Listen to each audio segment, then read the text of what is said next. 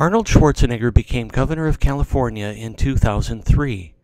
A key vehicle to the notoriety and capital this required was his breakout role in the 1982 film Conan the Barbarian.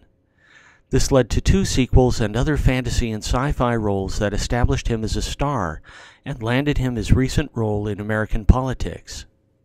The Conan character was popularized by the Marvel Comics series Conan the Barbarian, which ran for 275 issues over 23 years from 1970 to 1993.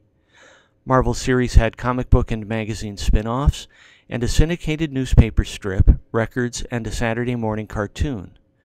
Comic books made Conan the first multimedia barbarian and the most popular character in what came to be known as the sword and sorcery genre in books, comics, and film. Recently, there's been a new movie, video games, and multiple comic series and trade paperback reprints of the Marvel years from Dark Horse Comics.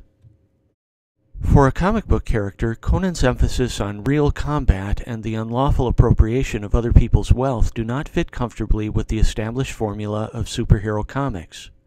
Why did comic book readers embrace the exploits of a thieving and murderous freebooter set in the Hyborian Age, a fictional world of 10,000 BC? Arguably, the series was the product of a liberating moment for comic book creators and readers alike. For many, as a comic book anti-hero, Conan came as a welcome relief from the traditional superhero and unreflective allegiance to American power and authority that it often represented. By the late 1960s, the wave of interest in superhero comic books that ushered in the decade was on the wane. Comics had acquired the tendency to get bogged down in endless fight scenes strung together by cheeky banter. As fun as that could be, after a while the camp, tongue-in-cheek stories that followed the Batman TV series of 1966 and 67 grew tiresome. The 60s saw a continuation of the declining comic sales that followed industry censorship and formation of the Comics Code Authority in 1955. This was brought on by intense political pressures over fears that comics led to juvenile delinquency. This paralleled the pressures Wisconsin Senator Joe McCarthy brought to bear on the movie industry, with fear-mongering that insisted Hollywood was full of communists bent on destroying the country with such deadly weapons as Donald Duck cartoons. Comics were even more vulnerable. By the 1960s, the biggest publishers, Marvel and DC, inherited the largest share of a shrinking market that put both in a desperate hunt for new, commercially successful ideas. Responding to readers' requests for stories and characters based on fantasy and pulp fiction, Marvel writer and editor Roy Thomas approached literary agents about the possibility of a comic book adaptation of properties they controlled. Glenn Lord, the agent for the estate of Conan's deceased creator Robert E. Howard, was willing and eager to see Conan reach comics' new and larger audience. In 1969, Marvel acquired the comic book rights for a paltry $200 per issue. Later, Marvel produced comics with other Howard characters including King Kull and Red Sonja. Conan debuted in 1932 in the pulp fiction magazine Weird Tales.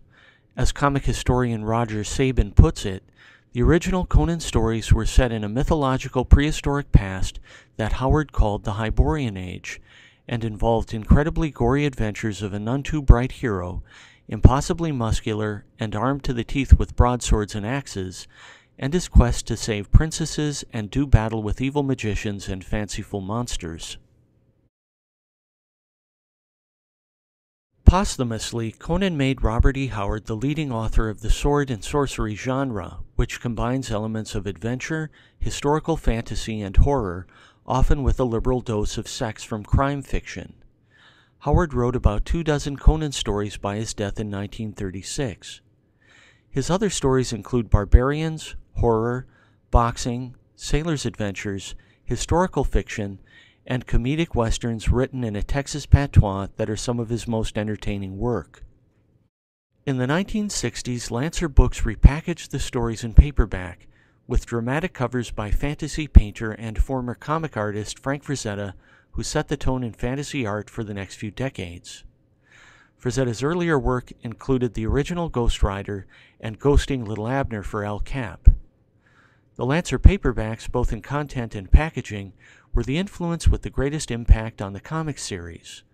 Lancer had not used the title Conan the Barbarian, so Marvel's title minimized possible confusion between the paperbacks and the new series.